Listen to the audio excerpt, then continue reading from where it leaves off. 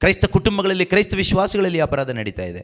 ಅಂದು ಏನು ಇಸ್ರಾಯೇಲ್ ಜನರು ಮಾಡಿದರು, ದೇವರು ಆಯ್ಕೆ ಮಾಡಿಕೊಂಡ ಜನಾಂಗ, ಇಂದು ನಿಜವಾಗಲೂ ಪವಿತ್ರಾತ್ಮ ಇರುವವರು ಮಾಡ್ತಾ ಇದ್ದಾರೆ, ಇಲ್ಲದೆ ಇದ್ದವರು ಮಾಡ್ತಾ ಇದ್ದಾರೆ. ಜೀವಜಲದ ಬುಗ್ಗೆಯಾದ ನನ್ನನ್ನೇ ಅವರು ತೊರೆದು ಬಿಟ್ಟಿದ್ದಾರೆ. ದೇವರು ಬೇಡ, ಏನು ಬೇಕು? ಸುಖ ಬೇಕು. ಇವತ್ತು ನಾವು ಮಾಡ್ತಾ ಇರೋದು ಅದೇನೆ. ಜೀವಜಲದ ಬುಗ್ಗೆ ಯೇಸು ಸ್ವಾಮಿ ಅವ್ರನ್ನ ತೊರೆದು ಬಿಟ್ಟುಬಿಟ್ಟಿದ್ದೀವಿ. ಏನು ಹಿಡ್ಕೊಂಡಿದ್ದೀವಿ? ಲೋಕ, ದುಡ್ಡು, ಸುಖ ಭೋಗಗಳು, ಇನ್ನು ಏನೇನೋ ಹಿಡ್ಕೊಂಡು ಕೂತ್ಕೊಂಡಿದ್ದೀವಿ. ಲೋಕನ ಹಿಡ್ಕೊಂಡು ಕೂತ್ಕೊಂಡಿದ್ದೀವಿ, ಮನುಷ್ಯನ ಹಿಡ್ಕೊಂಡು ಕೂತ್ಕೊಂಡಿದ್ದೀವಿ. ಜೀವಜಲ ಕೊಡುವ ದೇವರ ಪುತ್ರ ಯೇಸು ಬೇಡ ನಮಗೆ, ಅವ್ರ ಜೊತೆ ಸಂಬಂಧ ಇಲ್ಲ. ಕೀರ್ತನೆ 1 ಸಾಮ್ ಚಾಪ್ಟರ್ 1 ಅಲ್ಲಿ 1, 2, 3ನೇ ವಾಕ್ಯ ನಾವು ಓದೋಣ.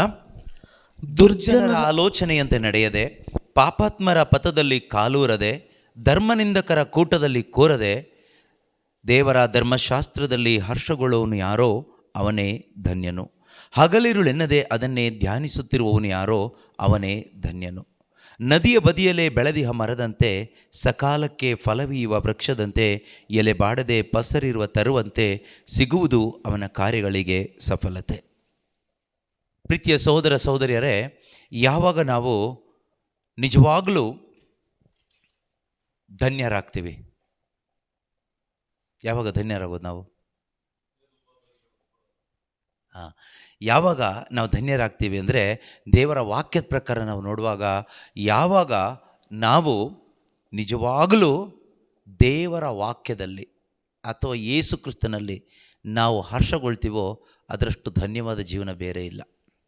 ದ ಮೋಸ್ಟ್ ಬ್ಲೆಸ್ಡ್ ಲೈಫ್ ಯಾವುದು ಕೇಳಿದರೆ, one who takes delight in the lord. ಯಾರು ದೇವರಲ್ಲಿ, ಯೇಸುವಿನಲ್ಲಿ ಹರ್ಷಗೊಂಡು ಜೀವಿಸ್ತಾರಲ್ವ, ಅಥವಾ ದೇವರ ವಾಕ್ಯದಲ್ಲಿ ಹರ್ಷಗೊಂಡು ಜೀವಿಸ್ತಾರಲ್ವ, ಅದೇ ಧನ್ಯ ಜೀವನ, ಬ್ಲೆಸ್ಡ್ ಲೈಫ್. ನಾವು ಬ್ಲೆಸ್ಡ್ ವರ್ಜಿನ್ ಮೇರಿ ಅಂತ ಹೇಳ್ತೀವಿ. ಯಾಕೆ? ಮಾತೆ ಮರಿಯಳನ್ನು ಬ್ಲೆಸ್ಡ್ ಅಂತ ಹೇಳ್ತೀವಿ ಯಾಕೆ? ಏನಿತ್ತು ಅವರಿಗೆ? ಎಷ್ಟು ಕೋಟಿ ಆಸ್ತಿ ಇತ್ತು? ಎಷ್ಟು ದೊಡ್ಡ ಮನೆ ಇತ್ತು? ಏನಿತ್ತು? ಎಷ್ಟು ಹಣ ಇತ್ತು? ಏನೂ ಇಲ್ಲ. ಆದರೆ ಬೆಲೆ ಕಟ್ಟಲಿಕ್ಕೆ ಆಗದೇ ಇರತಕ್ಕಂತಹ ಒಂದು ಸೊತ್ತು ಅವರಿಗಿತ್ತು. ಅದೇನು ಕೇಳಿದರೆ, ಯೇಸು. ದೇವರಲ್ಲಿ, ದೇವರ ವಚನದಲ್ಲಿ, ದೇವರ ಚಿತ್ತದಲ್ಲಿ ಆಕೆ ಹರ್ಷಗೊಂಡ್ಳು. ನಮಗೆ ದೇವರ ಚಿತ್ತ ಏನು ಅಂತಲೇ ಗೊತ್ತಿಲ್ಲ ಅಲ್ವಾ? ಹರ್ಷಗೊಳ್ಳೋದೆಲ್ಲಿ? ನಿಮ್ಮ ಜೀವನದಲ್ಲಿ ದೇವರ ಚಿತ್ತ ಏನು ಅಂತ ನಿಮ್ಗೆ ಎಷ್ಟು ಚೆನ್ನಾಗಿ ಗೊತ್ತಿದೆ? ಕೈ ಎತ್ತಿ ನೋಡೋಣ. ಎತ್ತದ್ದು ಬೇಡ ಅಲ್ವಾ? ಚಿತ್ತ ಏನು ಅಂತ ಗೊತ್ತಿಲ್ಲ. ಇನ್ನು ದೇವರ ಚಿತ್ತ ಹೇಗೆ ನಮಗೆ ಸ್ವೀಕಾರ ಮಾಡಲಿಕ್ಕಾಗತ್ತೆ? Without knowing the will of God, how can you accept the will of God? Knowingly she accepted the will of God. She submitted to the will of God. ದೇವರ ಚಿತ್ತಕ್ಕೆ ತನ್ನನ್ನು ಬಿಟ್ಟುಕೊಟ್ಲು. ದೇವರ ವಾಕ್ಯ ಆಕೆ ಅಲ್ಲಿ ಕಾರ್ಯ ಮಾಡಿತು. ಅದರಲ್ಲಿ ಆಕೆ ಆನಂದಿಸಿದ್ಲು. ದೇವರ ವಾಕ್ಯವಾದ ಕರ್ತನಾದ ಯೇಸುವಿನಲ್ಲಿ ಆಕೆ ಆನಂದಿಸಿದ್ಲು. ಬೇರೆ ಏನು ಬೇಡವಾಗೋಯ್ತು. ನಮಗೆ ಎಷ್ಟಿದ್ರೂ ತೃಪ್ತಿ ಇಲ್ಲ ಅಲ್ವಾ? ನಮಗೇನಿದ್ರೂ ಸಮಾಧಾನ ಇಲ್ಲ, ಸಂತೋಷ ಇಲ್ಲ. ಪ್ರಾರ್ಥನೆ ಮಾಡ್ತೀವಿ ಒಂದು ಸಮಾಧಾನನೇ ಸಿಗ್ತಾ ಇಲ್ಲ. ಪ್ರೀತಿಯ ಸಹೋದರ ಸಹೋದರಿಯರೇ, ನಾವು ಪೌಲರು ಹೇಳ್ತಾರಲ್ವ, ಫಿಲಿಪಿಯರಿಗೆ ಬರೆದ ಪತ್ರಿಕೆ 4ನೇ ಅಧ್ಯಾಯ 11ರಿಂದ ಇರತಕ್ಕಂಥ ವಾಕ್ಯಗಳಲ್ಲಿ ಅವರು ಹೇಳ್ತಾರೆ. ಸಂತ ಪೌಲನು ಫಿಲಿಪಿಯರಿಗೆ ಬರೆದ ಪತ್ರಿಕೆ 4ನೇ ಅಧ್ಯಾಯ 11ರಿಂದ ಇರತಕ್ಕಂಥ ವಾಕ್ಯಗಳಲ್ಲಿ ಹೇಳ್ತಾರೆ,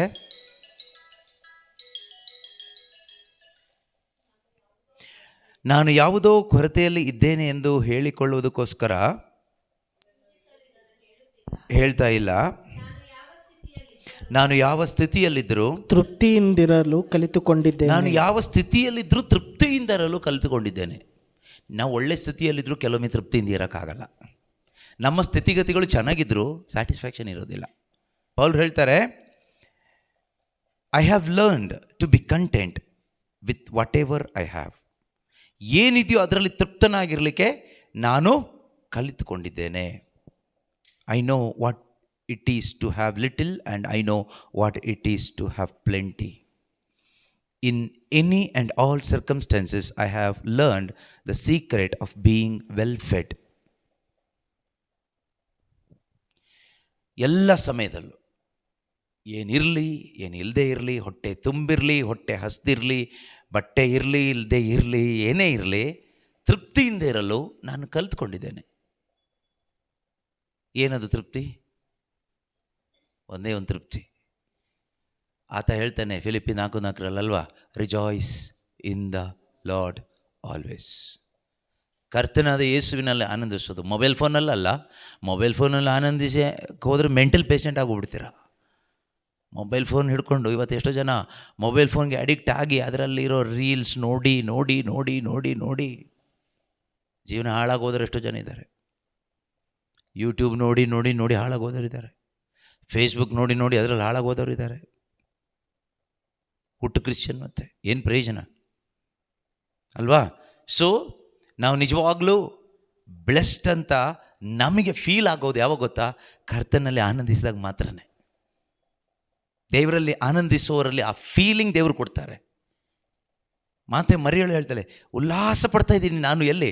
I am taking delight in my soul. My soul rejoices because my spirit is magnifying the Lord. ನನ್ನ ಆತ್ಮ ದೇವರನ್ನ ಹೊಗಳ್ತಾ ಇದೆ. ಯಾವಾಗ ಆತ್ಮದಲ್ಲಿ ತೃಪ್ತಿ ಇರುತ್ತೋ ಶರೀರದಲ್ಲೂ ತೃಪ್ತಿ ಬರುತ್ತೆ. ಆತ್ಮಕ್ಕೆ ತೃಪ್ತಿ ಕೊಡಲಿಕ್ಕೆ ಒಬ್ಬರಿಗೆ ಮಾತ್ರ ಸಾಧ್ಯ. ಆತ್ಮಕ್ಕೆ ತೃಪ್ತಿ ಕೊಡಲಿಕ್ಕೆ ಯಾರಿಂದ ಸಾಧ್ಯ? ಒಬ್ಬರಿಗೆ ಮಾತ್ರ ಸಾಧ್ಯ. ಅದು ಪವಿತ್ರಾತ್ಮನಿಗೆ, ಯೇಸು ಕ್ರಿಸ್ತರಿಗೆ, ದೇವರಿಗೆ, ದೇವರ ವಾಕ್ಯಕ್ಕೆ ಮಾತ್ರನೇ ಸಾಧ್ಯ. ಅದು ಬಿಟ್ಟರೆ ಆತ್ಮಕ್ಕೆ ತೃಪ್ತಿ ಕೊಡಲಿಕ್ಕೆ ಈ ಪ್ರಪಂಚದಲ್ಲಿ ಯಾವ ಮನುಷ್ಯನಿಗೂ ಆಗಲ್ಲ, ಯಾವ ವಸ್ತುಗೂ ಆಗಲ್ಲ. ಶರೀರಕ್ಕೆ ತೃಪ್ತಿ ಕೊಡ್ಬೋದು, ಪ್ರಯೋಜನ ಇಲ್ಲ. ಶರೀರಕ್ಕೆ ಎಷ್ಟು ತೃಪ್ತಿ ಪಡಿಸಿದರೂ ಸ್ಯಾಟಿಸ್ಫ್ಯಾಕ್ಷನ್ ಸಿಗಲ್ಲ. You will not be content. ಸಂತೃಪ್ತರಾಗಲ್ಲ. ಆತ್ಮತೃಪ್ತಿ ಆಗಬೇಕು. ಆತ್ಮತೃಪ್ತಿ ಆಗಬೇಕಂದ್ರೆ ನಾವು ದೇವರಲ್ಲಿ, ದೇವರ ವಾಕ್ಯದಲ್ಲಿ ಆನಂದಿಸುವುದನ್ನು ಕಲಿಬೇಕು. Rejoice in the Lord. Again I say to you, rejoice. ಇದು ಒಂದು ದಿನ ಯಾವುದೋ ಪ್ರೇಯರ್ ಟೈಮಿಂಗ್ ಮಾಡಿ ಬಿಡೋದಲ್ಲ. ಸಂಡೇ ನಾವು ಚರ್ಚಿಗೆ ಹೋದಾಗ ಮಾಡಿ ಬಿಡುವಂಥದ್ದಲ್ಲ. ಯಾವುದೋ ಒಂದು ಮಾಡಿ ಆಮೇಲೆ ಏನೋ ಒಂದು ಮಾಡ್ಕೊಂಡು ಹೋಗೋದಲ್ಲ. ಸಾಂಪ್ರದಾಯಿಕವಾಗಿ ನಾವು ಮಾಡ್ತೀವಲ್ಲ, ಕೆಲವು ಟೈಮ್ ಸಂಡೇ ಚರ್ಚಿಗೆ ಹೋಗ್ತೀವಿ, ಆಮೇಲೆ ಇಷ್ಟ ಬಂದಂಗೆ ಬದುಕ್ತೀವಿ, ಆಮೇಲೆ ವಾರಕ್ಕೊಂದ್ಸರಿ ಹೋಗಲೇಬೇಕು, ಸಾಂಪ್ರದಾಯಿಕವಾಗಿ ಹೋಗ್ತೀವಿ, ಮಾಡ್ತೀವಿ, ಅದಲ್ಲ. ಅಥವಾ 1 ಗಂಟೆ ಡೈಲಿ ಬೈಬಲ್ ಓದ್ತೀವಿ, ಮುಗಿಸ್ತೀವಿ. ಕರಿಸ್ಮ್ಯಾಟಿಕ್ ಇದ್ದವ್ರು ನಮ್ದು ಇದೆಯಲ್ಲ, ಅಲ್ಲೆಲ್ಲಿ ಪ್ರೈಸ್ ರೋಡ್ ಕೈ ತಟ್ಟು ಬೈಬಲ್ಲು ವಾಕ್ಯ, ಅದಾದಮೇಲೆ ನಮ್ಮದೇ ಮಾಮೂಲಿ ಚಿಂತೆ, ಅದೇ ಲೋಕ, ಅದೇ ಜೀವನ, ಅದಲ್ಲ. ನೋ, ಆಲ್ವೇಸ್, ಯಾವಾಗಲೂ. ಅದಾಗುತ್ತಾ ಅಂತ ನೀವು ಯೋಚನೆ ಮಾಡೋದಾದರೆ ಖಂಡಿತವಾಗ್ಲೂ ಸಾಧ್ಯ ಆಗಲ್ಲ. ಆದರೆ ಸಾಧ್ಯನ ಕೇಳಿದ್ರೆ ಸಾಧ್ಯ. ಹೇಗೆ ಸಾಧ್ಯ? ನಿನ್ನೊಳಗಡೆ ಪವಿತ್ರಾತ್ಮ ಇದ್ದರೆ ಇದು ಸಾಧ್ಯ ಮಾಡ್ತಾರೆ. ಅದಕ್ಕೆ ಯೇಸು ಹೇಳ್ತಾರೆ, ನೀನು ಮೊದಲು ದೇವರ ರಾಜ್ಯದ ಅನುಭವ ಬೇಕಾದರೆ ನೀನು ಮೊದಲು ಹೊಸದಾಗಿ ಹುಟ್ಟಬೇಕು. You need to born again. ಇಲ್ಲ ಅಂದರೆ you cannot rejoice in the lord. Even though you are Christians, ನೀವು ಕ್ರೈಸ್ತರಾಗಿದ್ದರೂ ಕೂಡ ಒಂದು ಆತ್ಮದಲ್ಲಿ ಜನ್ಮವನ್ನು ಪಡ್ಕೊಳ್ಳದೆ ಹೋದರೆ, ಶುಭ ಸಂದೇಶವನ್ನು ಆಲಿಸಿ ಪವಿತ್ರಾತ್ಮನನ್ನು ಸ್ವೀಕಾರ ಮಾಡಿ ಒಂದು ಹೊಸ ಜನ್ಮವನ್ನು ಪಡ್ಕೊಳ್ಳದೆ ಹೋದರೆ, ನಾವು ಹುಟ್ಟು ಕ್ರೈಸ್ತರಾಗಿದ್ದರೂ ಅನ್ಯರಿಗೂ ನಮಗೂ ಏನೂ ವ್ಯತ್ಯಾಸ ಇರೋದಿಲ್ಲ. ಅವರು ಆಲಯಕ್ಕೆ ಹೋಗ್ತಾರೆ, ನಾವು ಚರ್ಚಿಗೆ ಹೋಗ್ತೀವಿ. ಅವ್ರದ್ದು ಯಾವುದೋ ಪ್ರಾರ್ಥನೆ ಮಾಡ್ತಾರೆ, ನಾವು ನಮ್ಮದು ಯಾವುದೋ ಪ್ರಾರ್ಥನೆ ಮಾಡ್ತೀವಿ. ಬಿಟ್ಟರೆ ನಮ್ಮ ಜೀವಿತದಲ್ಲಿ ಈ ಒಂದು ನಿಜವಾದ ಒಂದು ಸಂತೃಪ್ತಿ, ನಿಜವಾದ ಒಂದು ಆನಂದ ಖಂಡಿತವಾಗಲೂ ಸಿಗೋದಿಲ್ಲ. ಇದು ಮನುಷ್ಯನಿಗೆ ಪ್ರೊಡ್ಯೂಸ್ ಮಾಡೋಕ್ಕೆ ಆಗಲ್ಲ. ನಮ್ಮದು ಅಂಥ ಸಿಸ್ಟಮ್ ಇಲ್ಲ, ಈ ಲೋಕದಲ್ಲಿ ಅಂಥ ಸಿಸ್ಟಮ್ ಇಲ್ಲ. ಅದು ಎಲ್ಲಿದೆ? ಅದು ಯೇಸುವಿನಲ್ಲಿದೆ, ಪವಿತ್ರಾತ್ಮರಲ್ಲಿದೆ. ಈ ಪವಿತ್ರಾತ್ಮರು ನಮ್ಮಲ್ಲಿ ಬಂದಾಗ ಏನಾಗುತ್ತೆ ಗೊತ್ತಾ? ನಾವು ದೇವರ ವಾಕ್ಯ ಓದಲಿಕ್ಕೆ ಶುರು ಮಾಡ್ತೀವಲ್ವಾ, ದೆನ್ ವಿ ಕ್ಯಾನ್ ರಿಜಾಯ್ಸ್. ಪವಿತ್ರಾತ್ಮ ಇಲ್ಲದೆ ದೇವರ ವಾಕ್ಯ ಓದ್ಬೋದಾ? ಬೈಬಲ್ ಓದ್ಬೋದಾ? ಯಾರು ಬೇಕಾದರೂ ಇವತ್ತು ಓದ್ತಾ ಇರೋನು ಮೆಜಾರಿಟಿ ಅವರೇ. ಹೋಲಿ ಸ್ಪಿರಿಟ್ ಇದ್ದು ಓದ್ತಾರಾ? ಹೋಲಿ ಸ್ಪಿರಿಟ್ ಏನು ಬೇಕಾಗಿಲ್ಲ. ನಿಮಗೆ ಜೀವ ಇದ್ದರೆ ಸಾಕು, ಬಾಡಿಯಲ್ಲಿ ಕಣ್ಣು ಕಾಣಿಸ್ತಾ ಇದ್ದರೆ, ಓದು ಬರ ಗೊತ್ತಿದ್ದರೆ ಎನಿಬಡಿ ಕ್ಯಾನ್ ರೀಡ್ ಬೈಬಲ್. ಅಂದರೆ second question, how many of you are enjoying or rejoicing over the word of God when you are hearing or reading the Bible? ನೀವು ಬೈಬಲ್ ಓದುವಾಗ ಅಥವಾ ಕೇಳಿಸ್ಕೊಳ್ಳುವಾಗ ಎಷ್ಟು ಜನ ನೀವು ಸಂತೃಪ್ತರಾಗ್ತಾಯಿದ್ದೀರಿ ಅಥವಾ ಒಂದು ಪರಮಾನಂದ ಭರಿತರಾಗ್ತಿದ್ದೀರಿ? ದೇವರ ವಾಕ್ಯ ಓದುವಾಗ, ದೇವರ ವಾಕ್ಯ ಕೇಳಿಸ್ಕೊಳ್ಳುವಾಗ ನಮಗೆ ಪರಮಾನಂದ ಅಲ್ಲ, ಬೋರ್ ಆಗುತ್ತೆ, ಇರಿಟೇಟ್ ಆಗುತ್ತೆ. ಯಾಕೆಂದರೆ ನಮ್ಮ ಒಳಗಡೆ ಈ ಬೋರಿಂಗ್ ಆತ್ಮ ಇರುವಾಗ, ಇರಿಟೇಟಿಂಗ್ ಆತ್ಮ ಅಂದರೆ ಪಿಶಾಚಿ ಇರುವಾಗ ದೇವರ ವಾಕ್ಯ ನಮಗೆ ಬೋರ್ ಆಗುತ್ತೆ, ದೇವರ ವಾಕ್ಯ ನಮಗೆ ಇರಿಟೇಟ್ ಆಗುತ್ತೆ. ಅದೇ ಸಿನಿಮಾ ಹಾಡು ಸೋಷಿಯಲ್ ಮೀಡಿಯಾದಲ್ಲಿ ಬರುತ್ತಲ್ಲ, ಅದು ರೀಲ್ಸ್, ಯೂಟ್ಯೂಬಲ್ಲಿ ಬರೋದು, ಫೇಸ್ಬುಕ್ಕಲ್ಲಿ ಬರೋದು, ಬೋರ್ ಆಗುತ್ತಾ? ಬೋರ್ ಆಗಲ್ಲ, ನಮಗದು ಖುಷಿ ಆಗುತ್ತೆ, ಫ್ಲಶ್ಗೆ ಏನೋ ಫೀಡ್ ಆಗುತ್ತೆ. What is the condition of our heart today? ಹಾಗಾದರೆ ನಮ್ಮ ಹೃದಯ ಪರಿಸ್ಥಿತಿ ಏನಾಗಿರ್ಬೋದು? ನಾವು ಯಾವುದ್ರಲ್ಲಿ ಸಂತೋಷ ಪಡ್ತೀವಿ ಹೆಚ್ಚು? ನಮ್ಮ ಬಗ್ಗೆ ನಾವು ಒಂದು ಸೆಲ್ಫ್ ಟೆಸ್ಟ್ ಮಾಡಿ ನೋಡೋಣ. ಬೆಳಗ್ಗೆಯಿಂದ ಸಂಜೆ ತನಕ ನಾವು ಯಾವುದ್ರಲ್ಲಿ ಹೆಚ್ಚು ಸಂತೋಷ ಪಡ್ತೀವಿ? ಹಲೋ, ನೀವು ಯಾವುದ್ರಲ್ಲಿ ಸಂತೋಷ ಪಡ್ತೀರಾ? ಯಾಕೆ ತುಂಬ ಸೀರಿಯಸ್ ಆಗಿ ಕೂತ್ಕೊಂಡಿದ್ದೀರಲ್ಲ?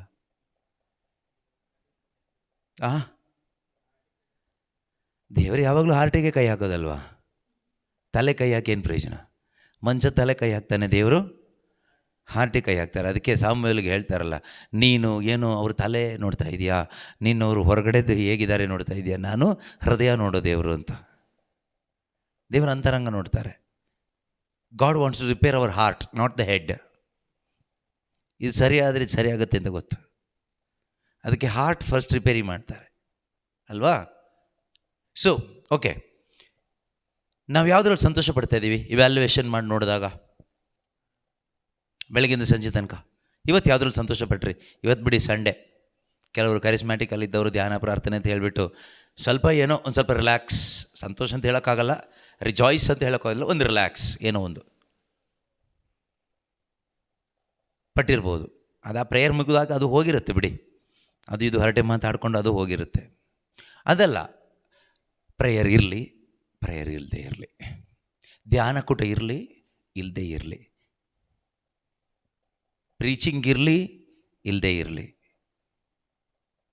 ಯಾವ ಸ್ಥಿತಿಯಲ್ಲಿದ್ದರೂ ನಮಗೆ ದೇವರಲ್ಲಿ ಸಂತೋಷ ಪಡಲಿಕ್ಕೆ, ಉಲ್ಲಾಸಗೊಳ್ಳಲಿಕ್ಕೆ ಸಾಧ್ಯವಾಗಬೇಕಾದ್ರೆ ನಮ್ಮ ಒಳಗಡೆ ಪವಿತ್ರ ಆತ್ಮರು ಇದ್ದರೆ ಮಾತ್ರನೇ ಸಾಧ್ಯ. ಇಲ್ಲದೇ ಇದ್ದರೆ ಸಾಧ್ಯನೇ ಇಲ್ಲ. ಅದಕ್ಕೆ ಸಾಕ್ಷಿಗಳು ನಾವುಗಳೇ, ಬೇರೆ ಎಲ್ಲ ಹೊರಗಡೆ ಹುಡ್ಕೋದು ಬೇಡ, ಸಾಕ್ಷಿನ ನಾವೇ ಸಾಕ್ಷಿಗಳು. ನೀವು ಕೇಳ್ಬೋದು, ಇಂಡೈರೆಕ್ಟಾಗಿ ನಮ್ಮಲ್ಲಿ ಪವಿತ್ರಾತ್ಮ ಇಲ್ಲ ಅಂತ ಹೇಳ್ತಾ ಇದ್ದೀರಾ ಬ್ರದರ್ ಅಂತ. ಅದನ್ನೇ ನಾನು ಹೇಳ್ತಾ ಇರೋದು, ಇಲ್ಲ ಅಂತಲೇ ಹೇಳ್ತಾ ಇರೋದು. ಪವಿತ್ರಾತ್ಮ ಹಾಗೆ ಚೀಪಾಗಿ ಸಿಗೋದಲ್ಲ. ಪವಿತ್ರಾತ್ಮ ಎಲ್ಲರೂ ನೀರಲ್ಲಿ ತೇಲ್ ಬರ್ತಾರಾ? ಇಲ್ಲ ಅಲ್ವಾ? ಪವಿತ್ರಾತ್ಮರು ಸಿಗಬೇಕಾದ್ರೆ ಫಸ್ಟ್ ಒಬ್ಬ ಮನುಷ್ಯನಿಗೆ ದಾಹ ಬೇಕು. ಯೇಸು ಸ್ವಾಮಿ ಹೇಳ್ತಾರಲ್ವ, ಯಾರಿಗೆ ಕೊಡ್ತೀನಿ ಅಂತ ಹೇಳಿದ್ದಾರೆ? ಜಾನ್ 3:37-38 ಯೋಹಾನನ ಶುಭ ಸಂದೇಶ 7ನೇ ಅಧ್ಯಾಯ 37-38ನೇ ವಾಕ್ಯದಲ್ಲಿ ಯೇಸು ಸ್ವಾಮಿ ಹೇಳ್ತಾರೆ, ನೀವು ಸುಮ್ಮನೆ ಚರ್ಚಿಗೆ ಬರ್ತಾ ಇರಿ, ಪವಿತ್ರ ಆತ್ಮರನ್ನ ನಾನು ಕೊಡ್ತೀನಿ ಅಂತ ಹೇಳಿದಾರಾ? ಇಲ್ಲ. ನೀವು ಒಂದು ಸ್ನಾನದೀಕ್ಷೆ ತಗೊಂಡು ಮುಳುಗಿ ಎದ್ಬಿಟ್ರೆ ಪವಿತ್ರ ಆತ್ಮರನ್ನ ಕೊಡ್ತೀನಿ ಅಂತ ಹೇಳಿದಾರಾ? ಇಲ್ಲ. ನೀವು ಒಂದಿಷ್ಟು ಪ್ರಾರ್ಥನೆ ಎಲ್ಲ ಕಲ್ತ್ಕೊಂಡು ಹೇಳಿಬಿಟ್ರೆ ಪವಿತ್ರ ಆತ್ಮರನ್ನ ಕೊಡ್ತೀನಿ ಅಂತ ಹೇಳಿದಾರಾ? ಇಲ್ಲ. ಇಲ್ಲ. ಏನು ಹೇಳಿದ್ದಾರೆ? ಬಾಯಾರಿದವನು ನನ್ನ ಬಳಿಗೆ ಬಂದು ಕುಡಿಯಲಿ. ಯಾರು ಬರಬೇಕಂತೆ? ನಾವು ಬಂದರೂ ಕೊಡಲ್ಲ, ನಮ್ಮ ನೋಡಿಸ್ತಾರೆ ಅವರು. ಬಾಯಾರಿಕೆಯುಳ್ಳವನು ನೀರು ಕುಡಿಬೇಕಾದ್ರೆ ಏನು ಬೇಕು? ದಾಹ ಬೇಕು. ಅದಕ್ಕೆ ಯೇಸು ಹೇಳ್ತಾ ಇದ್ದಾರೆ, ಬಾಯಾರಿದವನು, ಒಂದು ಥರ್ಸ್ಟ್ ಬೇಕು ನಮಗೆ ಒಳಗಡೆ, ನಮಗೊಂದು ಬಾಯಾರಿಕೆ ಬೇಕು, ದಾಹ ಬೇಕು. ನನಗೆ ನೀರು ಬೇಕು, ನೀರು ಬೇಕು, ನೀರು ಬೇಕು ಅಂತ ನಾವು ಬಾಯಾರಿಕೆ ಬಂದಾಗ ಏನು ಮಾಡ್ತೀವಿ? ಅಲ್ಲಿ ಇಲ್ಲಿ ಎಲ್ಲ ಹುಡುಕ್ತೀವಿ, ಪಕ್ಕದಲ್ಲಿದ್ದವ್ರನ್ನ ಕೇಳ್ತೀವಿ, ವಾಟರ್ ಬಾಟ್ಲ್ ಇದೆಯಾ, ನೀರಿದೆಯಾ ಸ್ವಲ್ಪ ಅಂತ ಅಲ್ವಾ? ಬಾಯಾರಿಕೆ ಇದ್ದರೆ ಕೇಳ್ತೀವಿ, ಸುಮ್ಮನೆ ಕೇಳ್ತೀವಾ? ಕೇಳೋದಿಲ್ಲ ಅಲ್ವಾ? ಸೊ ಅದೇ ರೀತಿ ಬಾಯಾರಿದವನು ನನ್ನ ಬಳಿಗೆ, ಯಾರ ಬಳಿಗೆ ಬರಬೇಕು? ಬಾಯಾರಿದವನು ಯೇಸು ಹತ್ರ ಹೋಗಬೇಕು. ಮನುಷ್ಯನ ಹತ್ರ ಹೋದ್ರೆ ಅದು ಸಿಗಲ್ಲ, ಇರೋದು ಬಾಯಾರಿಕೆಯನ್ನು ಹಾಳು ಮಾಡಿಬಿಡ್ತಾರೆ ಕೊನೆಗೆ. ಸೊ ಬಾಯಾರಿದವನು ನನ್ನ ಬಳಿಗೆ ಬಂದು ಕುಡಿಯಲಿ, ನಾನು ಅವನಿಗೇನು ಕೊಡ್ತೀನಿ? ಜೀವಜಲ ಕೊಡ್ತೀನಿ. ಅದು ಯಾವ ಜೀವಜಲ? 38ನೇ ವಾಕ್ಯ ಓದಿ ನೋಡೋಣ. ಪವಿತ್ರ ಗ್ರಂಥದಲ್ಲಿ ಹೇಳಿರುವಂತೆ ನನ್ನಲ್ಲಿ ವಿಶ್ವಾಸವಿಡುವವನ ಹೃದಯದಿಂದ ಜೀವಜಲ ಹೊನಲು ಹೊನಲಾಗಿ ಹರಿಯುವುದು ಎಂದು ಕೂಗಿ ಹೇಳಿದರು. ಓಕೆ, ತಮ್ಮಲ್ಲಿ ವಿಶ್ವಾಸವಿಡುವವರು, ತಮ್ಮಲ್ಲಿ ಯೇಸು ಕ್ರಿಸ್ತನಲ್ಲಿ ವಿಶ್ವಾಸ ಇಡುವವರು ಪಡೆಯಲಿದ್ದ ಪವಿತ್ರಾತ್ಮರನ್ನು ಕುರಿತೆ, ಪಡೆಯಲಿದ್ದ ಪವಿತ್ರಾತ್ಮನನ್ನು ಕುರಿತೆ ಯೇಸು ಹೀಗೆ ಹೇಳಿದ್ದು. ಯೇಸು ಹೀಗೆ ಹೇಳಿದ್ದು. ಆದರೆ ಒಬ್ಬರು ಬಂದಿಲ್ಲ ಅವತ್ತು. ಯೇಸು ಕೂಗಿದ್ರು ಒಬ್ಬರು ಬಂದಿಲ್ಲ. ಇನ್ನು ನಾವು ಕೂಗಿದ್ರೆ ಎಷ್ಟು ಜನ ಬರ್ತಾರೋ ನಂಗೆ ಗೊತ್ತಿಲ್ಲ. ಬರ್ತಾರ ಕಿವಿನ್? ಅವತ್ತು ಯೇಸುನೇ ಕೂಗಿದ್ರು, ನಮ್ಮ ಹತ್ರ ಜೀವಜಲ ಇಲ್ಲ ಬಿಡಿ ಕೊಡೋಕ್ಕೆ. ಅಲ್ಲಿ ಜೀವಜಲ ಇದ್ದವನೇ ಜೀವಜಲ ಕೈಯಲ್ಲಿ ಹಿಡ್ಕೊಂಡು ಕೂಗ್ತಾ ಇದ್ದಾರೆ. ಬಾಯಾರಿದವನು ಇಲ್ಲಿ ಬರಲಿ ನನ್ನ ಬಳಿಗೆ, ನಾನು ಅವನಿಗೆ ಜೀವಜಲ ಕೊಡ್ತೀನಿ ಅಂತ. ಒಬ್ಬನೇ ಒಬ್ಬ ಹೋದರೆ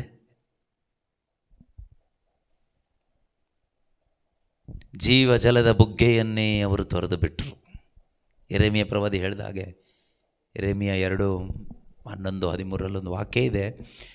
ಜೀವಜಲದ ಬುಗ್ಗೆಯಾದ ಆ ದೇವರನ್ನೇ ಅವರು ತೊರೆದು ಬಿಟ್ಟು ತಮಗಾಗಿ ತೊಟ್ಟಿಗಳನ್ನು ಮಾಡಿಕೊಂಡ್ರಂತೆ, ಬಿರುಕು ತೊಟ್ಟಿಗಳನ್ನು. ಎಂಥ ಒಂದು ದುರವಸ್ಥೆ ಇರ್ಬೋದು ಅಲ್ವಾ ಮನುಷ್ಯಂದು. ಜೀವಜಲದ ಬುಗ್ಗೆಯನ್ನೇ ತೊರೆದು ಬಿಟ್ಟರು. ಹಾಂ, ಜೆರೆಮೀಯ 2:13. ನನ್ನ ಜನರು ಇಬ್ಬಗೆಯ ಅಪರಾಧಗಳನ್ನು ಎಸಗಿದ್ದಾರೆ. ಇದು ಹೊರಗಡೆ ಜನರಂತೆ ದೇವ್ರು ಹೇಳ್ತಾ ಇಲ್ಲ, ಮೈ ಪೀಪಲ್. ಮೈ ಪೀಪಲ್ ಅಂದರೆ ಯಾರು? ಆವಾಗ ಇಸ್ರಾಯೇಲ್ ಜನರು. ಈಗ ಮೈ ಪೀಪಲ್ ಅಂತ ಹೇಳೋಕ್ಕಾಗಲ್ಲ, ಯಾಕಂದರೆ ಕ್ರಿಶ್ಚಿಯನ್ಸ್ನೆಲ್ಲ ದೇವ್ರ ಜನ ಅಂತ ಹೇಳೋಕ್ಕಾಗುತ್ತೆ? ಈಗ ಸ್ವಂತ ಕ್ರಿಶ್ಚಿಯನ್ ಆದವರೇ ಮೆಜಾರಿಟಿ ಇರೋರೆಲ್ಲ ಯಾವುದೋ ಒಂದು ಸಂಪ್ರದಾಯಗಳ ಮುಖಾಂತರ, ಏನೋ ಆಚಾರ ವಿಚಾರಗಳ ಮುಖಾಂತರ, ಬಾಹ್ಯ ಆಚರಣೆಗಳ ಮುಖಾಂತರ ಕ್ರಿಶ್ಚಿಯನ್ ಆಗಿಬಿಟ್ಟಿದ್ದಾರೆ. ದೇವ್ರು ಆರಿಸ್ಕೊಂಡು ಕ್ರಿಶ್ಚಿಯನ್ ಆದರೆ ಪರವಾಗಿಲ್ಲ. ಈಗ ದೇವ್ರು ಆರಿಸ್ಕೊಂಡಿದ್ದು ಒಂದೇ ಜನಾಂಗವನ್ನು. ಅದು ಯಾರು? ಅವರಿಗಾದ್ರೂ ಸ್ವಲ್ಪ ರೈಟ್ ಇರುತ್ತೆ, ದೇವ್ರು ನಮ್ಮನ್ನ ಆರಿಸ್ಕೊಂಡಿದ್ದಾರೆ ಅಂತ, ನಾವು ದೇವ್ರ ಜನ ಅಂತ. ಇವತ್ತು ಅವರು ಅದನ್ನೇ ಕ್ಲೈಮ್ ಮಾಡ್ಕೊಂಡಿದ್ದಾರೆ. ಬಟ್ ನಮಗಿವತ್ತು ಕ್ಲೈಮ್ ಮಾಡೋಕ್ಕಿದೆಯಾ? ಏನೂ ಇಲ್ಲ. ಕ್ಲೈಮ್ ಮಾಡಿ ಪ್ರಯೋಜನ ಇಲ್ಲ, ಸುಮ್ಮನೆ ಕ್ಲೈಮ್ ಮಾಡ್ಬೋದು ಅಷ್ಟೇ. ಎನಿವೆ, ಬೈಬಲ್ ಪ್ರಕಾರ ನೋಡುವಾಗ ಕ್ರಿಸ್ತನ ಆತ್ಮ ಇಲ್ಲದೆ ಇದ್ದವನು ಕ್ರಿಸ್ತನಿಗೆ ಸೇರಿದವನೇ ಅಲ್ಲ, ದೇವ್ರ ಜನ ಅಲ್ಲ. Who is God's people today? One who has the spirit of Jesus Christ is the people of God, or the people of God. If you have the spirit of Jesus, you belong to Jesus, you belong to God. ಅಷ್ಟೇ, ಅಷ್ಟು ಮಾತ್ರ ಹೇಳ್ಬೋದು. ನೀನು ಯಾವ ಕ್ಯಾಥಲಿಕಾ, ಪ್ರೊಟೆಸ್ಟೆಂಟಾ, ಪೆಂಟೆಕಾಸ್ಟಾ, ಯಾವ denomination, doesn't matter. ಇನ್ನು ಅಲ್ಲಲ್ಲಿ ಸೇರ್ಲಿಕ್ಕೆ ಅದೇ ಸಾಕು. ಆದರೆ ನಿನ್ನ ದೇವ ಜನವಾಗಬೇಕಾದ್ರೆ, if you want to become the people of God, ದೇವರ ಜನ, ಇವರು ದೇವರ ಜನ ಎಂದು ಗುರುತಿಸ್ಲಿಕ್ಕಾಗಬೇಕಾದ್ರೆ you need the spirit of God. ದೇವರ ಆತ್ಮ ಇರಬೇಕು. ದೇವರ ಆತ್ಮ ಇರುವವರೇ ದೇವಜನ. ಮಿಕ್ಕವರು ಯಾರು ಜನನು ಬಿಟ್ಬಿಡಿ, ಅವ್ರನ್ನ ಬೇಡ ಅಲ್ವಾ? ಇಲ್ಲಿ ವಾಕ್ಯ ಹೇಳ್ತದೆ ಏನಂತ ಓದಿ. ಜೀವಜಲದ ಬುಗ್ಗೆಯಾದ ನನ್ನನ್ನೇ ತೊರೆದು ಬಿಟ್ಟಿದ್ದಾರೆ. ಯಾರು ತೊರೆದು ಬಿಟ್ರಪ್ಪ? ಸುಮ್ಮನೆ ಹಂಗೆ ತೊರೆದು ಬಿಟ್ರ? ನನ್ನ ಜನರು ಇಬ್ಬಗೆಯ ಅಪರಾಧಗಳನ್ನು ಎಸಗಿದ್ದಾರೆ. ಯಾರು? ಇಸ್ರಾಯೇಲ್. ನನ್ನ ಜನ.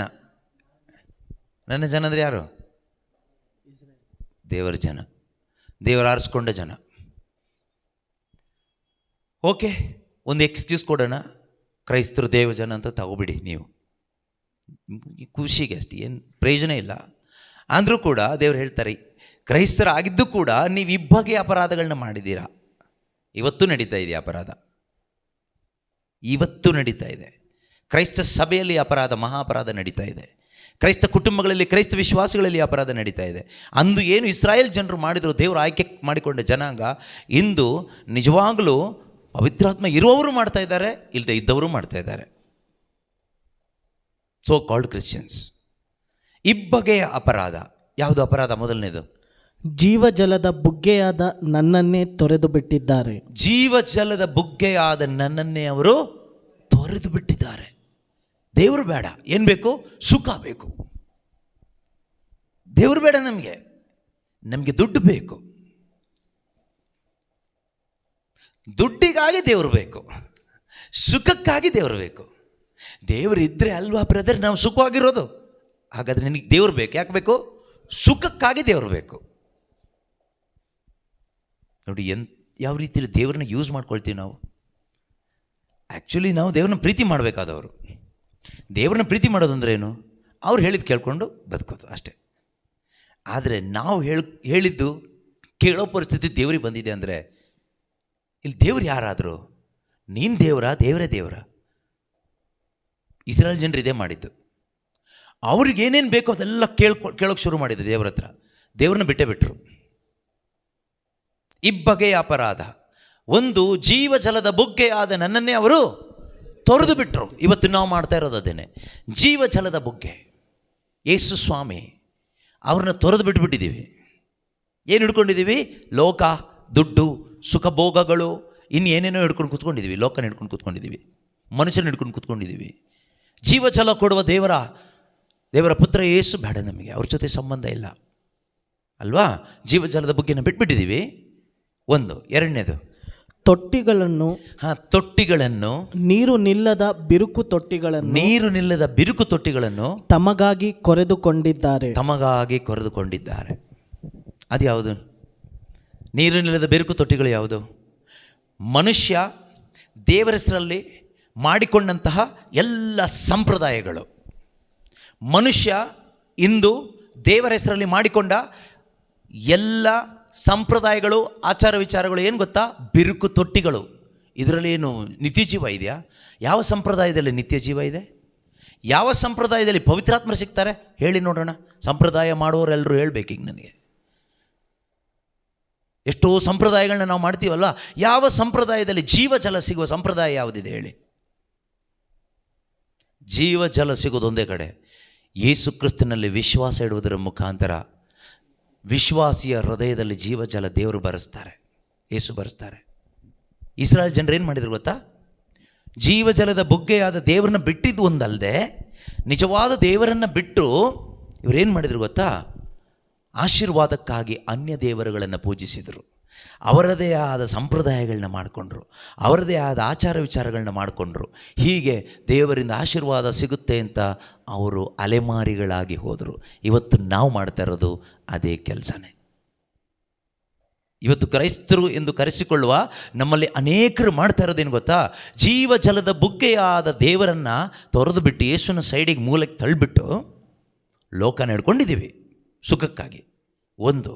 ಎರಡನೇದಾಗಿ, ನಮಗೆ ಪವಿತ್ರಾತ್ಮರು ಸಿಗ್ತಾರೆ, ದೇವರ ಆಶೀರ್ವಾದ ಸಿಗುತ್ತೆ, ಅಭಿಷೇಕ ಸಿಗುತ್ತೆ ಅಂತ ಹೇಳಿಬಿಟ್ಟು ಮಾನವ ನಿರ್ಮಿತವಾದ ಮನುಷ್ಯ ಕಲ್ಪಿತ ಕಟ್ಟಳೆಗಳನ್ನು ಮತ್ತು ಅನೇಕ ವಿಧವಾದ ಸಂಪ್ರದಾಯಗಳನ್ನು ನಾವಿವತ್ತು ಮಾಡಿಕೊಂಡು ಇದರಲ್ಲಿ ರಕ್ಷಣೆ ಸಿಗುತ್ತೆ, ಈ ಸಂಪ್ರದಾಯದಲ್ಲಿ ನಮಗೆ ರಕ್ಷಣೆ ಸಿಗುತ್ತೆ, ನಿತ್ಯ ಜೀವ ಸಿಗುತ್ತೆ, ಪವಿತ್ರಾತ್ಮರು ಸಿಗ್ತಾರೆ ಅಂತ ಮೋಸ ಹೋಗ್ಬಿಟ್ಟಿದ್ದೀವಿ.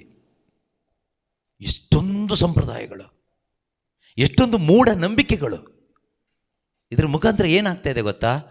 ಪವಿತ್ರಾತ್ಮರನ್ನು ನಾವು ನೋಯಿಸ್ತಾ ಇದ್ದೀವಿ, ದೇವರಿಗೆ ದ್ರೋಹ ಮಾಡ್ತಾ ಇದ್ದೀವಿ. ದೇವರಿಗೆ ದ್ರೋಹ ಮಾಡಿಕೊಂಡು ಪವಿತ್ರಾತ್ಮರನ್ನ ನೋಯಿಸ್ತಾ ಏಸಪ್ಪ ಅಂತ ಕರೆದ್ರೆ ಯಾರು ಬರ್ತಾರೆ? ಪವಿತ್ರಾತ್ಮರನ್ನ ನೋಯಿಸ್ತಾ ಇದ್ದೀವಿ, ಯೇಸುವನ್ನು ದೂರ ಇಟ್ಟಿದ್ದೀವಿ. ನರಕಲ್ಪಿತ ಕಟ್ಟಳೆಗಳು. ಇದನ್ನೇ ಮತ್ತಾಯನ ಶುಭ ಸಂದೇಶದಲ್ಲಿ 15ನೇ ಅಧ್ಯಾಯದಲ್ಲಿ ಕೂಡ, 15ನೇ ಅಧ್ಯಾಯ 8ನೇ ವಾಕ್ಯ ಅನಿಸುತ್ತೆ. ಮತ್ತಾಯ 15:8. ಬರಿಯ ಮಾತಿನ ಮನ್ನಣೆಯ ನೀಯುತ್ತಾ, 8-9 ಅಲ್ವಾ? ಏನು ಹೇಳ್ತಾರೆ?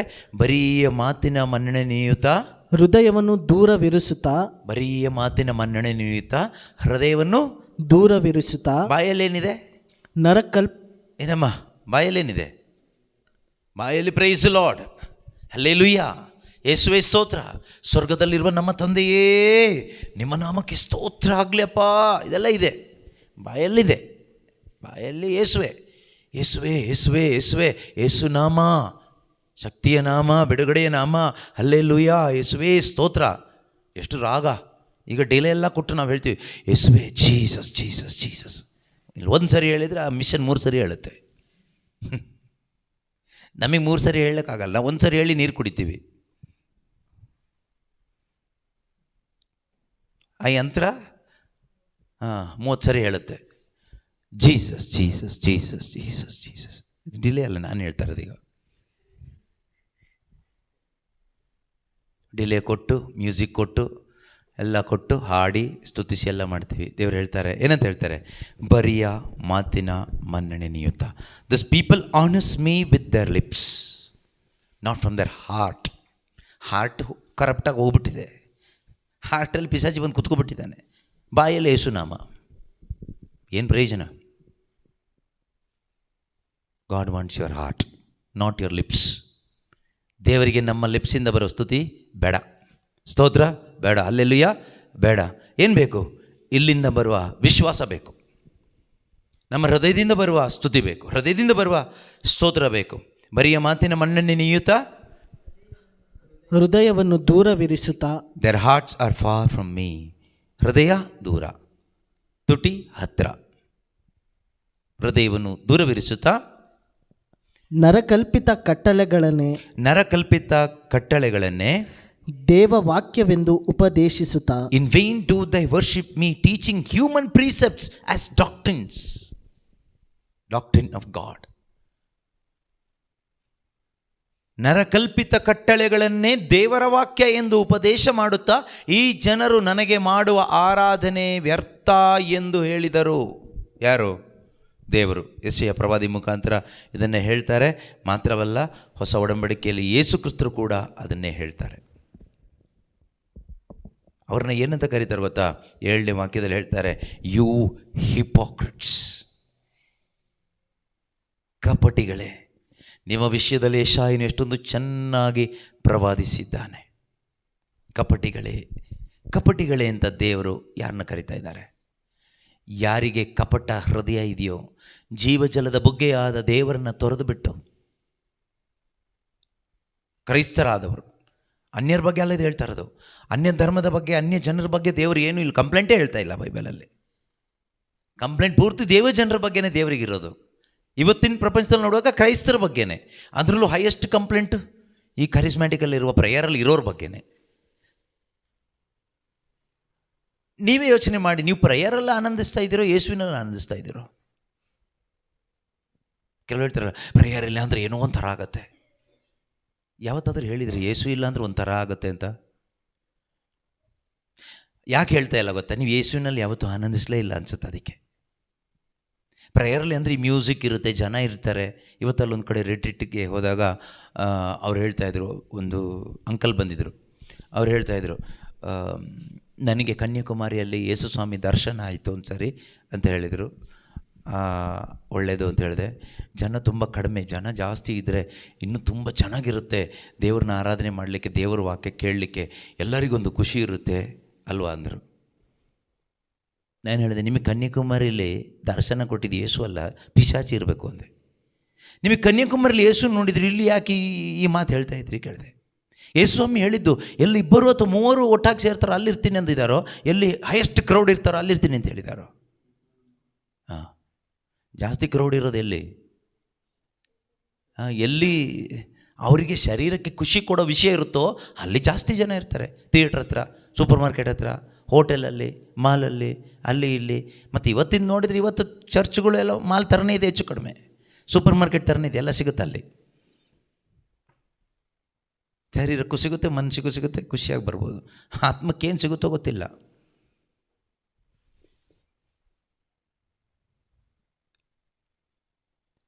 ಯೇಸು ಕ್ರಿಸ್ತನಲ್ಲಿ ಆನಂದಿಸಲಿಕ್ಕೆ ನಾವು ಕಲಿಬೇಕು. ಪೌಲರು ಹೇಳ್ತಾರಲ್ವಾ, I have learned it, I have practised it. ನಾನು ಪ್ರಾಕ್ಟೀಸ್ ಮಾಡೋದು, ಕೀಬೋರ್ಡ್ ಪ್ಲೇ ಮಾಡೋದು, ಪ್ರೀಚಿಂಗ್ ಮಾಡೋದು, ಹಾಡು ಹೇಳೋದು, ಕಾಯರ್ ಸಿಂಗಿಂಗ್, ಪ್ರೀಚಿಂಗ್, ಇದೆಲ್ಲ ಪ್ರಾಕ್ಟೀಸ್ ಮಾಡ್ತೀವಿ ನಾವು. ಕೆಲವರು ಈಗ ದೆವ್ವ ಓಡಿಸೋದು ಪ್ರಾಕ್ಟೀಸ್ ಮಾಡ್ತಾರೆ, ಪ್ರಾಫೆಸಿ ಪ್ರಾಕ್ಟೀಸ್ ಮಾಡ್ತಾರೆ. ನಾವು ನಿಜವಾಗ್ಲೂ ಪ್ರಾಕ್ಟೀಸ್ ಮಾಡಬೇಕು. ಯಾವುದು ಗೊತ್ತಾ? How to be content when there is nothing. Foolishness ಅಲ್ವಾ? ಫುಲ್ ಟೇಬಲ್ ಪೂರ್ತಿ ಇರುವಾಗ ತೃಪ್ತರಾಗೋದು ಹೇಗೆ ಅಂತ ಕಲಿಬೇಕಂದ್ರೆ ಊಟ ಮಾಡಿದ್ರೆ ಆಯಿತು. ಟೇಬಲ್ ಖಾಲಿ ಇರುವಾಗ ತೃಪ್ತಿಯಿಂದ ಇರೋದು ಕಲಿಬೇಕು ಅಂದರೆ ಮೂರ್ಖತನ ಅಲ್ವಾ? ನೀರೇ ಇಲ್ಲದೆ ಇರುವಾಗ ದಾಹ ತೀರಿಸ್ಕೊಳ್ಳೋದನ್ನು ಕಲಿಬೇಕು ಅಂದರೆ ಅದು ಹೇಗೆ ಸಾಧ್ಯ? ನೀರಿದ್ದೇ ದಾಹ ನಮಗೆ ತೀರಿಸ್ಲಿಕ್ಕಾಗಲ್ಲ, ಕಷ್ಟ. ನೀರಿಲ್ಲದೆ ದಾಹ ತೀರಿಸೋದನ್ನು ಕಲಿಬೇಕು. ಅದನ್ನೇ ಪೌಲರು ಹೇಳೋದು, we must learn how to be content. ಈ ಕಂಟೆಂಟ್ಮೆಂಟಲ್ಲಿ ಬದುಕೋದೆ ಕ್ರೈಸ್ತ ಜೀವನ. That is Christian life. ಒಂದೇ ಒಂದು ದಾರಿ, ಮೊದಲನೇದು ನೀನು ಹೊಸದಾಗಿ ಹುಟ್ಟಬೇಕು. ಸುಮ್ಮನೆ ಕ್ರಿಶ್ಚಿಯನ್ ಅಂದ್ಕೊಂಡು ಡಮ್ಮಿಯಾಗಿ ಬದುಕಬೇಡ. You need to be born again. ಹೊಸದಾಗಿ ಹುಟ್ಟಬೇಕು, ಒಂದು ಆತ್ಮಿಕವಾದ ಜನ್ಮ ಬೇಕು. That is first. ಯೇಸು ಸ್ವಾಮಿ ನಿಕೋದೇಮನಿಗೆ ಹೇಳ್ತಾರೆ, ಇಂದು ಅದೇ ವಾಕ್ಯ ನನಗೂ ನಿಮಗೂ ಹೇಳ್ತಾ ಇದ್ದಾರೆ. ಜಾನ್ 3:3 ಯೋವನ್ನ 3:3 ಯೇಸು ಸ್ವಾಮಿ ಅಂದು ನಿಕೋದೇಮನಿಗೆ ಹೇಳಿದ ಅದೇ ಮಾತನ್ನು ಇಂದು ಕ್ರೈಸ್ತ ಸಭೆಗೆ ಅಥವಾ ಯಾರೆಲ್ಲ ನಾವು ಕ್ರೈಸ್ತರು ಅಂತ ಹೇಳ್ಕೊಂಡು ಇದೀವೋ ನಮಗೆಲ್ರಿಗೂ ಹೇಳ್ತಾ ಇದ್ದಾರೆ, ನಮ್ಮ ಒಳ್ಳೆಯದಕ್ಕೆ. ದೇವರು ನಮ್ಮ ರಕ್ಷಣೆ ಬಯಸ್ತಾ ಇದ್ದಾರೆ.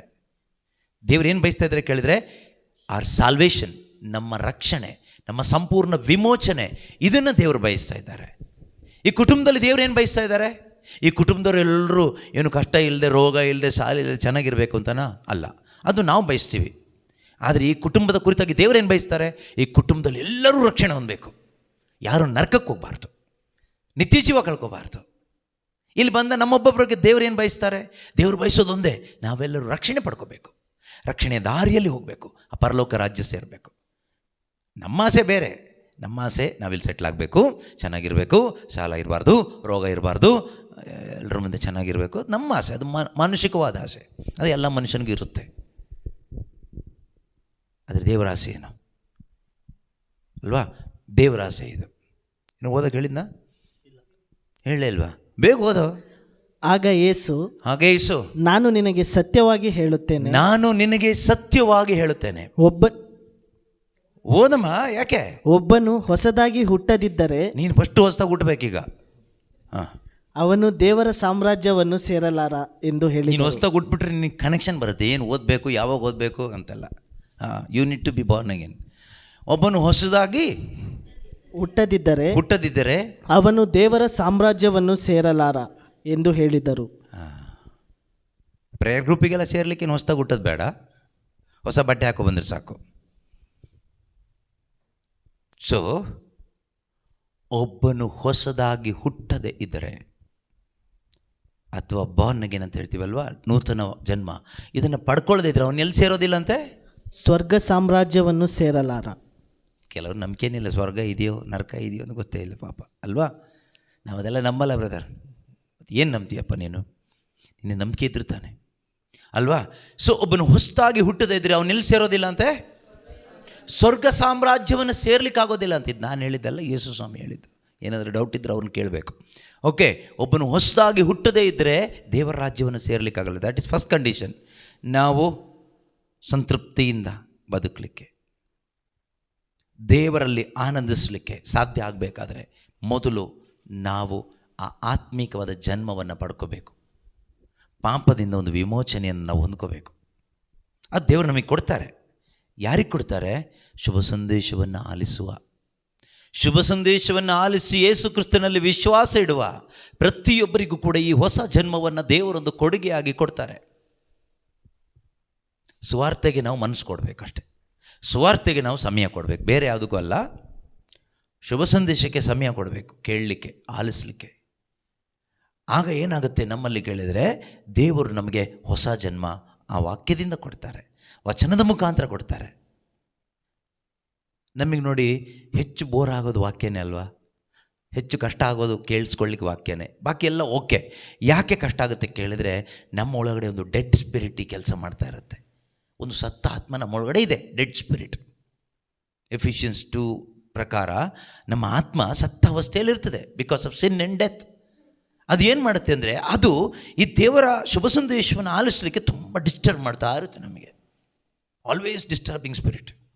ಬೇರೆ ಯಾವುದಕ್ಕೂ ಡಿಸ್ಟರ್ಬ್ ಮಾಡಲ್ಲ, ಈ ವಾಕ್ಯಕ್ಕೆ ಬಂದಾಗಲೇ ಡಿಸ್ಟರ್ಬ್ ಮಾಡುತ್ತೆ. ವಾಕ್ಯ ಕೇಳಿಸ್ಕೊಳ್ಳಿಕ್ಕೆ ಮಾತ್ರ ತುಂಬ ಇರಿಟೇಟ್ ಮಾಡುತ್ತೆ. ಅದು ನಿಮ್ಮ ತಪ್ಪಲ್ಲ ಪಾಪ, ನೀವೇನು ಮಾಡಿಲ್ಲ, ಬಟ್ ಅದು ಒಳಗಡೆ ಇರುತ್ತದು. ಇದು ಹುಟ್ಟಬೇಕಾದ್ರೆ ತಗೊಂಡು ಬಂದಿರೋದು ಎಲ್ಲ ಮನುಷ್ಯನು. ಇದು ನಮಗೆ ಗೊತ್ತಿರಬೇಕು, ನಾನು ಯಾಕೆ ಈಗ ಆಗ್ತಿದ್ದೀನಿ, ಯಾಕೆ ಅಂದರೆ ದಿಸ್ ಈಸ್ ದ ರೀಸನ್ ಅಲ್ವಾ? ಈಗೇನು ಮಾಡಬೇಕು? ಪರಿಹಾರ ಏನು? You need to listen to the word of God. Even though it irritates you, you need to listen. ಯಾಕೆ ಕೇಳ್ಬೋದು? ನೀನು ಹೊಸದಾಗಿ ಹುಟ್ಟಬೇಕಾದ್ರೆ ಡಾಕ್ಟ್ರ್ ಹತ್ರ ಹೋಗಿ ಕಾಯಿಲೆ ಹೇಳ್ತೀವಿ. ಕಾಯಿಲೆ ಹೇಳಿದಾಗ ಡಾಕ್ಟ್ರ್ ಹೇಳ್ತಾರೆ, ಓ ನಿನಗಿಂತಿಂಥ ಕಾಯಿಲೆ ಇದೆ, ಅದರಿಂದ ನಿನಗೆ ಒಂದು ಪ್ರೊಸೀಜರ್ ಆಗಬೇಕು, ಸ್ವಲ್ಪ ಮೈನರ್ ಸರ್ಜರಿ ಆಗಬೇಕು, ಇಂಜೆಕ್ಷನ್ ಆಗಬೇಕು ಅಂತ ಹೇಳಿದಾಗ ನಾವೇನು ಮಾಡ್ತೀವಿ? ಅಯ್ಯಯ್ಯೋ ನನಗೆ ತುಂಬ ಇರಿಟೇಟ್ ಆಗುತ್ತಪ್ಪ, ಅಲ್ಲಿ ಚುಚ್ಚೋದೆಲ್ಲ ಆಗೋದಿಲ್ಲ, ಕೊಯ್ಯೋದೆಲ್ಲ ನಂಗೆ ಆಗೋದೇ ಇಲ್ಲ ಅಂತ ಹೇಳಿದ್ರೆ ನೀನು ಸತ್ತು ಹೋಗ್ತೀಯ ಅಷ್ಟೇ. ಪರವಾಗಿಲ್ಲ ಡಾಕ್ಟ್ರೆ, ಎಲ್ಲಾದರೂ ಕೊಯ್ಕೊಳ್ಳಿ, ಏನಾದರೂ ಮಾಡ್ಕೊಳ್ಳಿ ಅಂತೇಳಿ ಅವ್ರು ಸ್ವಲ್ಪ ಕೊಯ್ಯೋದು ಇದು ಮಾಡ್ತಾರೆ, 2 ದಿನ ಇರಬೇಕಾಗತ್ತೆ ಅಂತೇಳಿ ಹೇಳ್ತಾರೆ. ಆಮೇಲೆ ಸರ್ಜರಿ ಎಲ್ಲ ಆದಮೇಲೆ ನಾರ್ಮಲ್ ಆಗ್ತೀಯ, ಬದುಕ್ತೀಯ. ಹಾಗೇನೆ ಇದು ಕೂಡ ದೇವರ ವಾಕ್ಯ ಕೇಳಿಸ್ಕೊಳ್ಳುವಾಗ ಇದೊಂದು ಸರ್ಜರಿ ಮಾಡುತ್ತೆ ನಮಗೆ. ಇನ್ಷಿಯಲಿ ನಮ್ಗೆ ಅಷ್ಟು ಇಷ್ಟ ಆಗಲ್ಲ, ಕೋಪ ಬರುತ್ತೆ, ಬೇಜಾರಾಗುತ್ತೆ, ಇರಿಟೇಟ್ ಆಗುತ್ತೆ. ಅದು ಸರ್ಜರಿ ಎಲ್ಲ ಆದಮೇಲೆ ಚೆನ್ನಾಗಾಗ್ತೀವಿ. ಆಮೇಲೆ ವಾಕ್ಯ ನಮಗೆ ಬೋರ್ ಆಗಲ್ಲ. ಆಮೇಲೆ ವಾಕ್ಯ ನಮಗೆ ತುಂಬ ಇಷ್ಟ ಆಗುತ್ತೆ. ವಾಕ್ಯ ಇಲ್ಲ ಅಂದ್ರೇ ಕಷ್ಟ. ಬೇರೆ ಏನಿಲ್ದಿದ್ರೂ ಪರವಾಗಿಲ್ಲ, ಯಾರಿಲ್ದಿದ್ರೂ ಪರವಾಗಿಲ್ಲ, ನಮಗೆ ವಾಕ್ಯ ಬೇಕೇ ಬೇಕು. That is blessed life. ಅದನ್ನೇ ಕೀರ್ತನೆ 1ರಲ್ಲಿ ನಾವು ಓದಿದ್ದು. Who is blessed? ಯಾರಂದರೆ ಅವನು ಬ್ಲೆಸ್ಡ್ ಆದಮೇಲೆ ಅವನು ಇದರಲ್ಲಿ ಆನಂದಿಸ್ತಾನೆ. ಯಾವುದರಲ್ಲಿ? ದೇವರ ವಾಕ್ಯದಲ್ಲಿ ಆನಂದಿಸ್ತಾನೆ. What is the evidence that you are blessed? You start rejoicing in the word of God. ದೇವರ ವಾಕ್ಯದಲ್ಲಿ ಆನಂದಿಸ್ತೀಯಲ್ವಾ, ಅದು ತೋರಿಸುತ್ತೆ ಯು ಆರ್ ಬ್ಲೆಸ್ಡ್ ಅಂತ. ಮಾತೆ ಮರಿಯಳು ದೇವರ ವಾಕ್ಯವಾದಲ್ಲಿ ಆನಂದಿಸಿದ್ಲಲ್ವಾ, ಯೇಸು ಕ್ರಿಸ್ತನಲ್ಲಿ ಆನಂದಿಸಿದ್ಲಲ್ವಾ, ಅದು ತೋರಿಸ್ತು ಶಿ ಈಸ್ ಬ್ಲೆಸ್ಡ್. ಅದೇ ರೀತಿಯಲ್ಲಿ ನಾವು ಯಾವಾಗ ಆನಂದಿಸ್ತೀವೋ ದೇವರ ವಾಕ್ಯದಲ್ಲಿ, ಆನಂದಿಸಬೇಕಾದ್ರೆ ಪವಿತ್ರಾತ್ಮ ನಮ್ಮ ಮೇಲೆ ಬರಬೇಕು, ನಮ್ಮಲ್ಲಿ ಬರಬೇಕು. ಆಗ ನಮಗೆ ಹೊಸ ಜನ್ಮ ಸಿಗುತ್ತೆ. ಈ ಹೊಸ ಜನ್ಮ ಪಡ್ಕೊಂಡಾದ್ಮೇಲೆ ನಾವು ಆನಂದಿಸ್ಲಿಕ್ಕೆ ಶುರು ಮಾಡ್ತೀವಿ. ಇದೆಲ್ಲದಕ್ಕೂ ದಾಹ ಬೇಕು. ಇದೆಲ್ಲದಕ್ಕೂ ನಮಗೆ ದಾಹ ಬೇಕು. ನೀರು ಕುಡಿಬೇಕಾದ್ರೆ ದಾಹ ಬೇಕು, ಊಟ ಮಾಡಬೇಕಾದ್ರೆ ಹಸಿವೆ ಬೇಕು. ಅದರಿಂದ ಈ ದಾಹ ಎಲ್ಲಿಂದ ಬರುತ್ತೆ? ಅದಕ್ಕೂ ವಾಕ್ಯ ಕೇಳಬೇಕು. ದಾಹ ಸುಮ್ಮನೆ ಸಿನಿಮಾ ನೋಡಿದ್ರೆ ಬರೋದಿಲ್ಲ, ಬೇರೆ ದಾಹ ಬರುತ್ತೆ. ನೀರು ಕೊಡಪ್ಪ ಸುಸ್ತಾಯಿತು ಅಂತೀವಿ. ದಾಹ ಬರಬೇಕಾದ್ರೆ ವಾಕ್ಯ ಕೇಳಬೇಕು.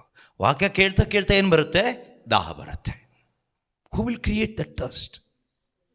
Word of God. Who will satisfy the thirst? Word of God ಅಲ್ವಾ? ದಾಹ ಕೊಡೋದು ದೇವರ ವಾಕ್ಯನೇ. See the importance of the word of God, how important it is for our salvation. ನಮ್ಮ ರಕ್ಷಣೆಗೆ, ನಮ್ಮ ನಿತ್ಯತೆಗೆ ದೇವರ ವಾಕ್ಯ ಎಷ್ಟು ಮುಖ್ಯ ಅಂತ ನೋಡಿ ಪ್ರೀತಿಯ ಸಹೋದರ ಸಹೋದರಿಯರೇ. ದೇವರ ವಾಕ್ಯ ನಮ್ಮಲ್ಲಿ ಮೊದಲು ದಾಹ ಕ್ರಿಯೇಟ್ ಮಾಡುತ್ತೆ. ಕೇಳಿಸ್ಕೊಳ್ತಾ ಅದಾದಮೇಲೆ ನಮ್ಗೆ ದಾಹ ಬಂದಮೇಲೆ ನಾವೇನು ಮಾಡ್ತೀವಿ? ಯೇಸು ಹತ್ರ ಬರ್ತೀವಿ, ವಿಶ್ವಾಸ ಇಡ್ತೀವಿ. ವಿಶ್ವಾಸ ಇಟ್ಟಾಗ ಯೇಸು ಜೀವಜಲ ಕೊಡ್ತಾರೆ, ಪವಿತ್ರಾತ್ಮನ ಕೊಡ್ತಾರೆ. ಇದು ಕೊಟ್ಟಾದ್ಮೇಲೆ ಒಳಗಡೆಯಿಂದ ದಾಹ ಬರುತ್ತೆ. ಹೊರಗಡೆಯಿಂದ ಅಲ್ಲ, ಒಳಗಡೆಯಿಂದ. ವಾಕ್ಯ ಕೊಡೋದು ಬೇಡ ಆ ಕಡೆಯಿಂದ ಯಾರು. ಈ ಕಡೆಯಿಂದನೇ ದಾಹ ಆ ಕಡೆಗೆ ಹೋಗುತ್ತೆ. ವಾಕ್ಯ ಬೇಕು ಅಂತ ಮೊದಲು ಆ ಕಡೆಯಿಂದ ಈ ಕಡೆ ಕೊಟ್ಟು ದಾಹ ಕ್ರಿಯೇಟ್ ಮಾಡಿ, ಆಮೇಲೆ ಈ ಕಡೆಯಿಂದ ಆ ಕಡೆಗೆ ಕಿತ್ಕೊಳ್ಳೋ ಹಾಗೆ ದೇವರೇ ಮಾಡ್ತಾರೆ. ವಾಕ್ಯ ಇಲ್ಲದೆ ಬದುಕಲಿಕ್ಕೆ ಆಗದೆ ಇರೋ ಥರ. ಒಳ್ಳೆಯದೇ ಅಲ್ವಾ? ಆಗ ಅವ್ರ ಜೀವನ ಹೇಗಿರುತ್ತೆ? ನದಿಯ ತೀರದಲ್ಲಿ ನೆಟ್ಟ ಗಿಡದ ಹಾಗೆ, ಸಕಾಲಕ್ಕೆ ಫಲವೀಯುವ ವೃಕ್ಷದಂತೆ ಅವರ ಜೀವನ ಹಸಿರಾಗಿರುತ್ತೆ. That is the blessed life. ಆ ಲೈಫ್ ಕ್ರಿಶ್ಚಿಯನ್ ಲೈಫ್ ಅಂತ ಹೇಳ್ತಾರೆ. ನಮ್ಮ ಜೀವನ ಆಗಿದೆಯಾ? ಇದೆಲ್ಲ ಮಾಡಿ ಬ್ಲೆಸ್ಡ್ ಆಗೋದಲ್ಲ, ಬ್ಲೆಸ್ಡ್ ಆದಮೇಲೆ ಇದಾಗುತ್ತೆ. ದುರ್ಜನರ ಆಲೋಚನೆ ಅಂತ ನಡೀಲಿಕ್ಕಾಗಲ್ಲ. ಪಾಪಾತ್ಮರ ಪಥದಲ್ಲಿ ನಡ್ಕೊಂಡು ಹೋಗ್ಲಿಕ್ಕಾಗೋದಿಲ್ಲ. ಅವ್ರ ಆಲೋಚನೆ ಪ್ರಕಾರ ಅವ್ರು ಬದುಕೋತಾರೆ, ಇವ್ರು ಬದುಕೋತಾರೆ, ಅವ್ರ ಥರ ಇವ್ರ ಥರ ಎಲ್ಲ ಬದುಕೋಕ್ಕಾಗಲ್ಲ. ಮೊದಲು ಎಲ್ಲರ ಥರ ಎಲ್ರಿಗೂ ಅಡ್ಜಸ್ಟ್ ಆಗಬೇಕಲ್ಲ. ಎಲ್ರಿಗೂ ಅಡ್ಜಸ್ಟ್ ಆಗಿ ಲಾಸ್ಟಿಗೆ ನಿನ್ನ ಆತ್ಮ ಹೋಗುತ್ತೆ ನರಕಕ್ಕೆ. ನೀನು ಯಾರಿಗೂ ಅಡ್ಜಸ್ಟ್ ಆಗಬೇಡ, ನೀನು ಒಬ್ಬರಿಗೆ ಅಡ್ಜಸ್ಟ್ ಆದರೆ ಸಾಕು. ಪವಿತ್ರಾತ್ಮರಿಗೆ, ಯೇಸುವಿಗೆ ಅಡ್ಜಸ್ಟ್ ಆದರೆ ಸಾಕು. ಸೃಷ್ಟಿ ಮಾಡಿದವರು, ರಕ್ಷಣೆ ಮಾಡಿದವರು, ನಮ್ಮ ರಕ್ಷಕ ಅವರು. ಮನುಷ್ಯನಿಗೆ ಅಡ್ಜಸ್ಟ್ ಮಾಡಲಿಕ್ಕೆ ದೇವರು ಹೇಳಿಲ್ಲ, ಎಲ್ಲ ಮನುಷ್ಯರನ್ನು ಪ್ರೀತಿ ಮಾಡಿ ಅಂತ ಹೇಳಿದ್ದಾರೆ. ಆದ್ದರಿಂದ ಪ್ರೀತಿಯ ಸಹೋದರ ಸಹೋದರಿಯರೇ, ನಮ್ಮ ಜೀವನ ಆ ರೀತಿ ಒಂದು ಬ್ಲೆಸ್ಡ್ ಲೈಫ್ ಆಗಲಿಕ್ಕೆ ವಾಕ್ಯ ಬೇಕು. ಓಕೆ, ದೇವರ ವಾಕ್ಯವನ್ನು ಹೆಚ್ಚಾಗಿ ಕೇಳೋಣ, ಹೆಚ್ಚಾಗಿ ಆಲಿಸೋಣ. ಇಲ್ಲದೇ ಇದ್ದರೆ ನಾವು ಇಸ್ರಾಯೇಲ್ ಜನರ ಥರ ಜೀವಜಲದ ಬಗ್ಗೆ ಅದು ದೇವರನ್ನ ಬಿಡ್ತೀವಿ, ಮನುಷ್ಯನ ಹಿಡ್ಕೊಳ್ತೀವಿ, ಲೋಕನ ಹಿಡ್ಕೊಳ್ತೀವಿ, ಏನೇನು ಹಿಡ್ಕೊಳ್ತೀವಿ. ಅಸಹ್ಯಕರವಾದ ಜೀವನ ಅದು, ಪೈಶಾಚಿಕ ಜೀವನ ಅದು, ಅವಿಶ್ವಾಸದ ಜೀವನ ಅದು. ಕ್ರೈಸ್ತರಾದ ನಾವೇ ಹಾಗೆ ಮಾಡಬಾರ್ದು.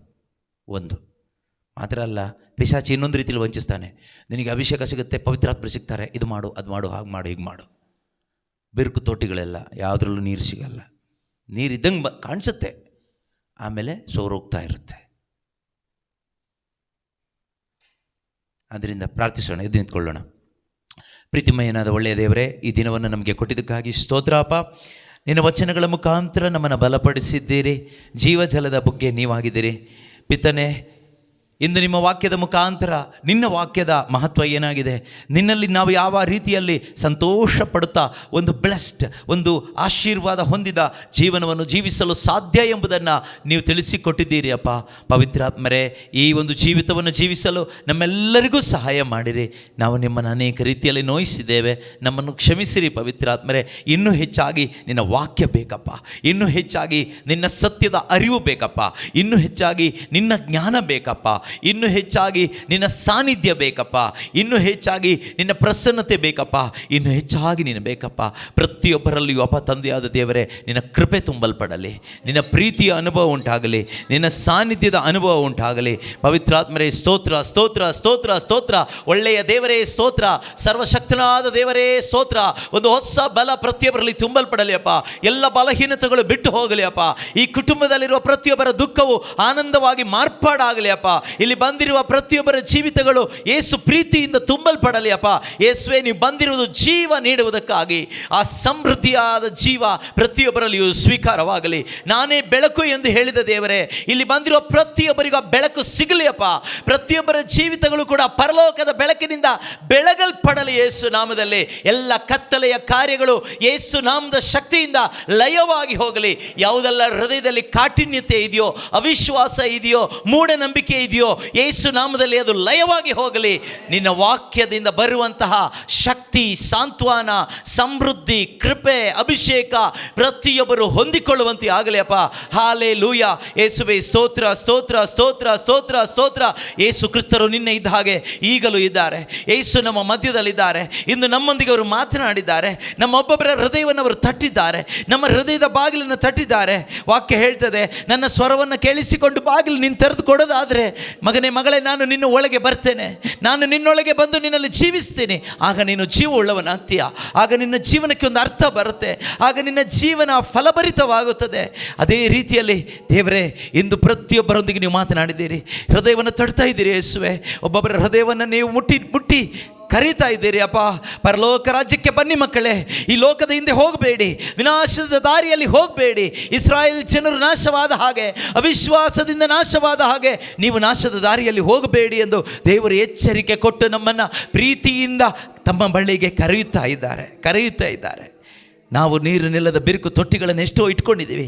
ಎಲ್ಲ ಬಿರುಕು ತೊಟ್ಟಿಗಳು ನಾಶವಾಗಲಿ, ಎಲ್ಲ ಬಿರುಕು ತೊಟ್ಟಿಗಳನ್ನ ಬಿಸಾಡಿ ಒಂದೇ ಒಂದು ತೊಟ್ಟಿ ಯೇಸು ಆಗಿದ್ದಾರೆ. ಜೀವಜಲದ ಬುಗ್ಗೆ ಅವರೇ ಆಗಿದ್ದಾರೆ. ಆ ಯೇಸುವನ್ನು ಹೃದಯದಲ್ಲಿ ಸ್ವೀಕಾರ ಮಾಡಿ ಅವರ ಮುಖಾಂತರ ನಾವು ಜೀವಿಸಲಿಕ್ಕಾಗ್ತದೆ. ನನ್ನಲ್ಲಿ ವಿಶ್ವಾಸ ಇಡುವವನು ನನ್ನ ಮುಖಾಂತರ ಜೀವಿಸುತ್ತಾನೆ. One who believes in me lives through me. Yesu ಹೇಳ್ತಾರೆ.